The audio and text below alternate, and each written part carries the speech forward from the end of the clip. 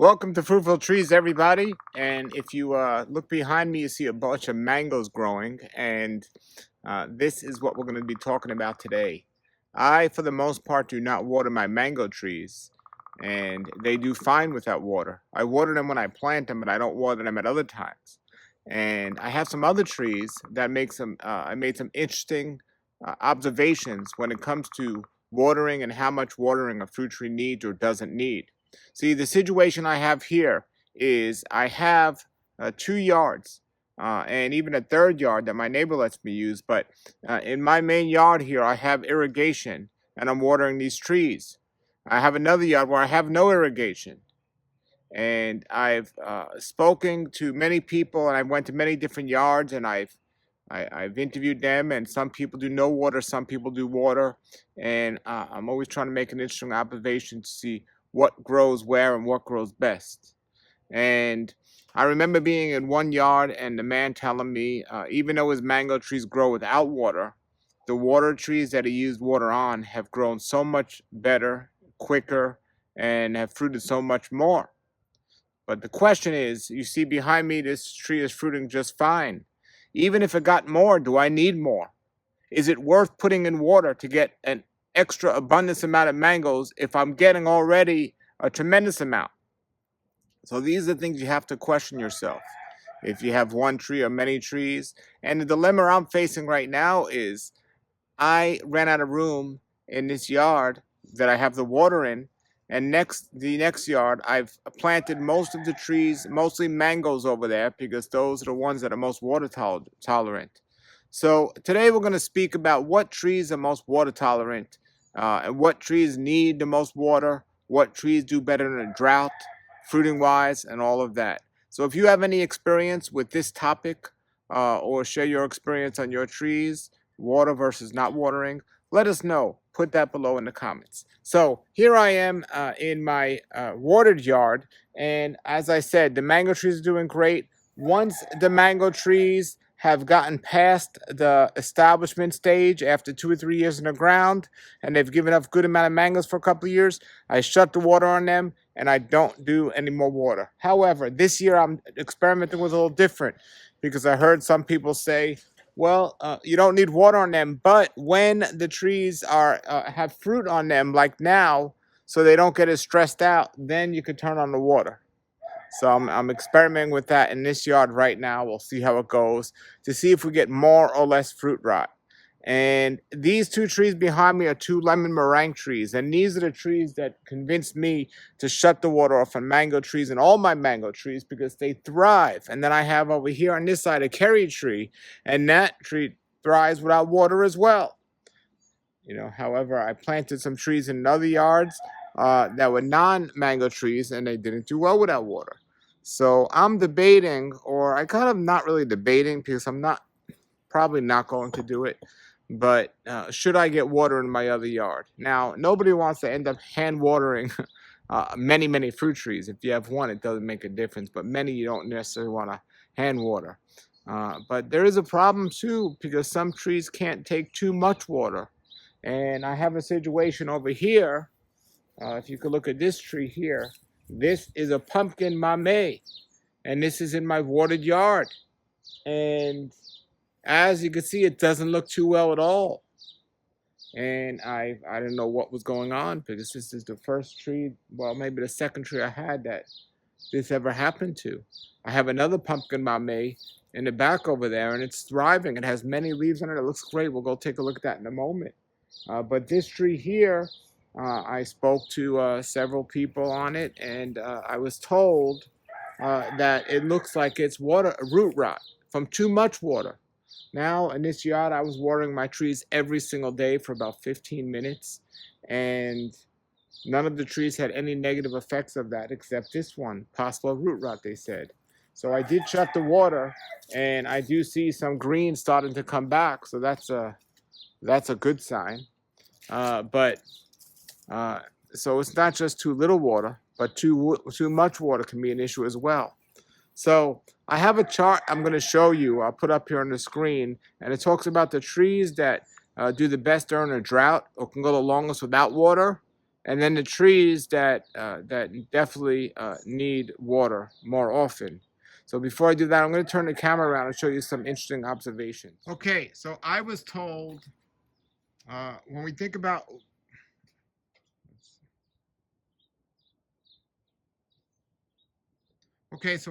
what needs water and what doesn't need water, we have to think about growing in pots as well. When you grow in pots, it's different than growing in the ground. When you grow in pots, everything needs water because it's not getting as much from the ground. So I have two pots here, and this got me thinking a good amount. So right here, I have pomegranate that is growing wonderful in the pot right here. It's getting a good amount of water. It's growing great. And now this is a variety that's a Vietnam variety here that does well in South Florida. And over here, I have a very interesting, this is a sapodilla. This sapodilla is a salus wood. And in the pot with water, it's growing amazing. This, as you'll see from the list, I will show at the end of the video, is supposed to be one of the varieties or one of the fruit trees that does not require much water to grow amazing. However, I have one in the ground that I water maybe once a week or once every 2 weeks, and it's doing nowhere as good as this one is in a pot that's getting water every single day.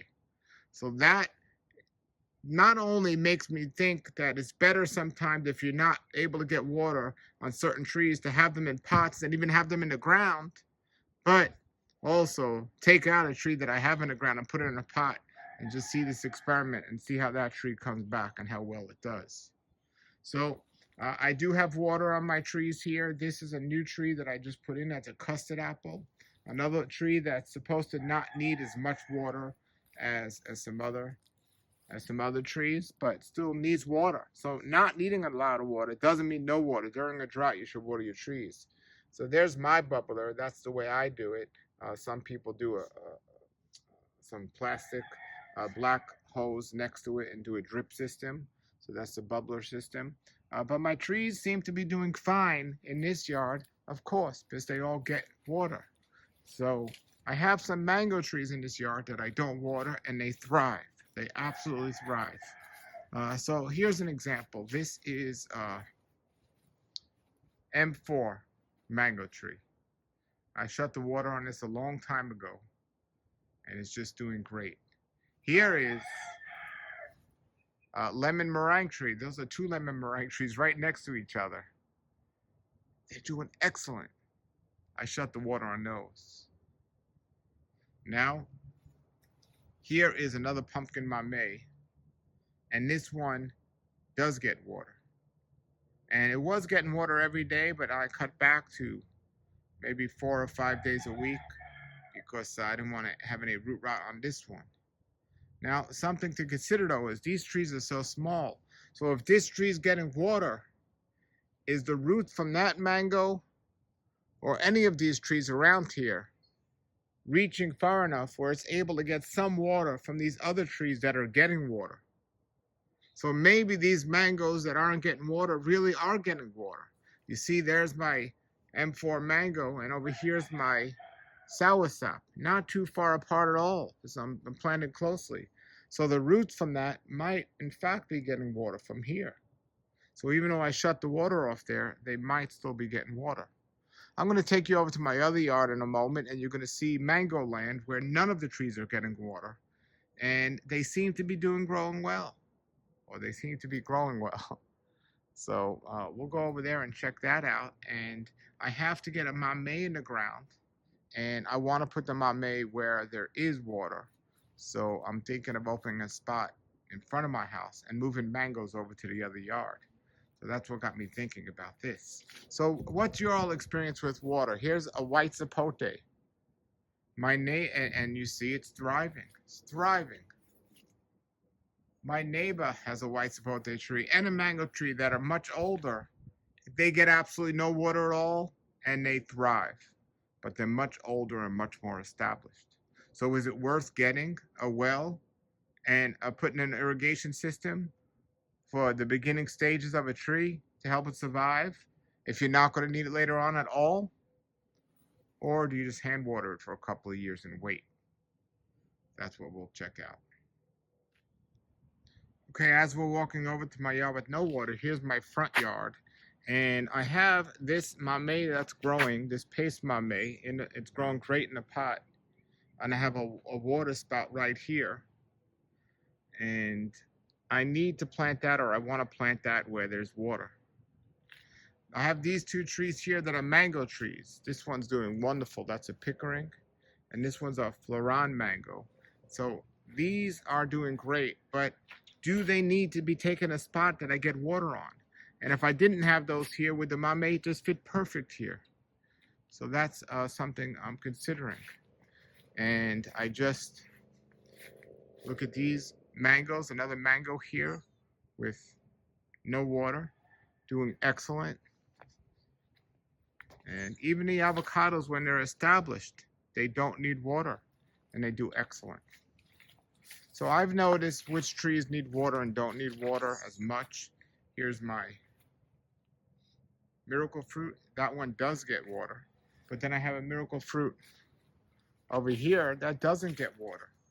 And that miracle fruit does great, and that one does great. So one gets water and one doesn't. So these trees are doing okay. Here's a mulberry tree that was completely looking dead when it dropped its leaves in the winter. Now it's back. No water. Look at how big it is. No water. However, something to consider. Right over here is a tree with water. And right over there is a tree with water. So even though there's no water spigot on there, the roots can be going and getting the water from these trees. So it just doesn't necessarily have to be right under it. So these might technically still be getting water, even though there's no water spigot on them. But on the same hand, I have a little tree over here that is close to these other water spigots, but it needs water. So maybe the roots aren't as big as that one, or whatever it be. So we're gonna go and look around and check it out. Here's sapodilla on water. So I'm gonna go look around and look at some more established trees and discuss this some more. Here's my other yard, and here's two trees that definitely need water. This one's a white sapote, and I hadn't watered it for a while, and then when I started watering it, it just popped up. White sapote, when they're least establishing, need water. And this is my other sapodilla that I was talking about. Gets very little water and it's not looking great at all, as opposed to the other one in the pot. I don't have time to water this one every day here, or even often, so I might take this one out and open up that spot for a mango that doesn't need water. So here's a mango, a rosy gold, with no water. Look at that. Once they're established, they do great with no water. So that's why this is mango land. It does great with so little water. My figs are doing okay with water. And the question is, if something's doing great with no water, will it do even better with water? So here's a sapodilla that I have moved, no water. That's a transplant, no water, doing okay. Here is a Neelam mango tree, no water, transplant, doing wonderful. Here's a white sapote transplant, no water, never gotten any fruit on this tree. Not doing great. And then I have here my Camito, which I water on a regular basis, and it's doing well. I hand water that one. I have a butterscotch sapodilla right here, and it's not doing anywhere near as well as the one I have that gets water every day. So another thing to consider. When you look at these mango trees that do not get water, they're thriving. They're thriving. Here's in a bayou, no water, so-so, or IBU. But these trees with no water thrive. Thrive. The only one here not thriving tremendously is this custard apple, but they lose their leaves naturally and then they come back. So you don't need as much water on that. And I have 1 or 2 avocados here that are so-so. But you see, these trees that are thriving, would they thrive even more if they were getting water on a regular basis? Since they're getting more established? Or again, is this just more than enough? Is this just more than enough? Is it worth putting a water system in? That's the question. So I'm going to go and look at a chart now and show you guys which trees, by observation, need more water, which trees do better, and also which trees you got to be careful with flooding or watering too much. So let's check that chart out now and discuss it. Another thing we got to discuss when we talk about watering is this: mulch. If you do not have water, mulch your trees. So all these trees have been mulched, and that holds the moisture in. So if you're not going to water, that makes a tremendous difference, is to mulch your trees that you're not watering. So there's 2 reasons to mulch your trees, or 3 reasons.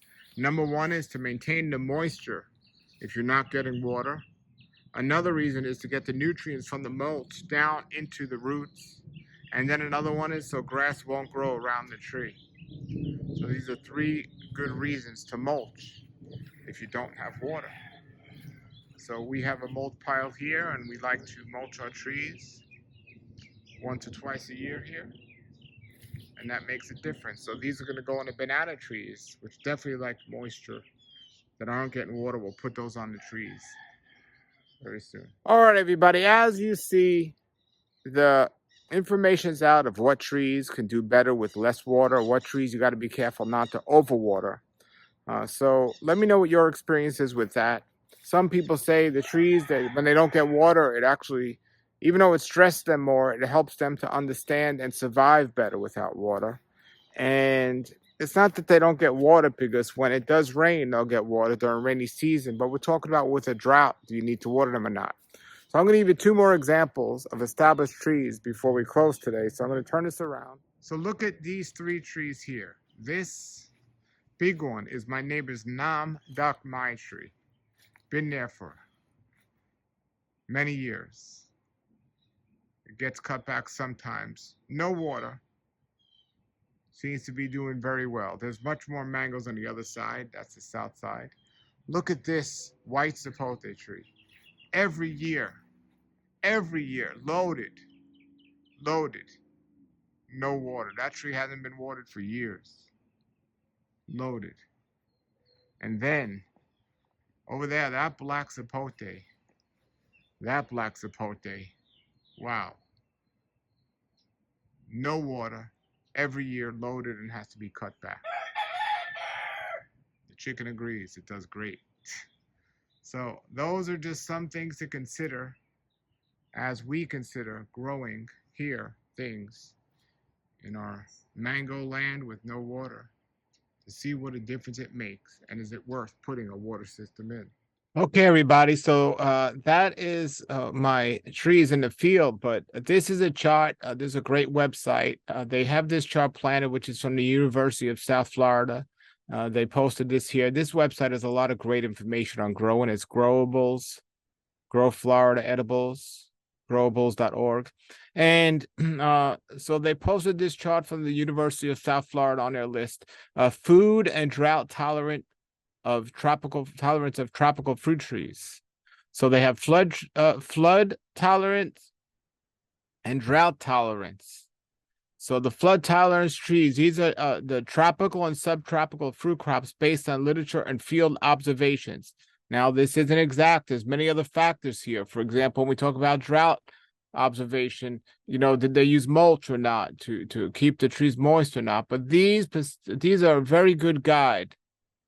So first, the places that have standing water. This has helped me so much, this chart. The places that have standing water, these are the ones that are more tolerant and not tolerant. So like avocados are well known to not do good in standing water. And here it gives you a good example of what excess water table means. It's flooded conditions for more than a few days and the stress that it can create on the tree. So avocado, papaya, and mamey, these trees do not do good in standing water. Sugar apples, atemoyers, passion fruit, jackfruit. None of these do good in standing water.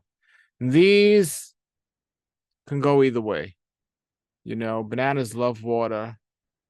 Mangoes will do good in water. I've seen and heard mangoes lasting 2 weeks in water and doing okay. And then you get to the very tolerant. The camito and the sapodilla are excellent. They could stand in water with no problem. Coconut and guava. Now here you see the tolerance of the droughts. So it says trees tolerant for lack of water for a few days to several weeks. However, drought stress may reduce trees' growth and yields, and moderate for several days of drought and non-tolerant. So definitely a banana and papaya need water or mulch. They need that. Moderate avocados, mamey, they can go, camito, they can go without water, but you're still better off with water. Now, when these trees are established, they don't really need as much water than when they're getting established. Now here, tolerant. So canasteel, egg fruit, sapodilla, and mango. And we took a look at grafted citrus. These trees can go an extremely long time without any water at all and not being affected as much as these trees, which will lose their leaves and not fruit as well and so on. But mangoes are very tolerant. Sapodillas are normally tolerant, and the canasteel. So these are the different ones for you all to consider. All right. I hope that that helps you in making your decisions of what you're going to plant where, if you're going to get a water system or not. I hope this video helped you make these decisions.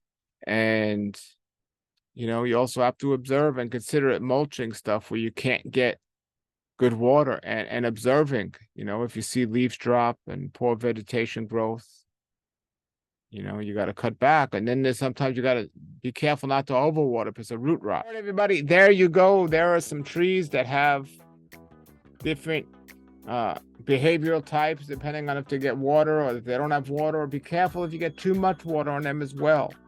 So it's not an exact science because the environmental factors, and if you're mulching, and all this has a lot to do to determine the outcome.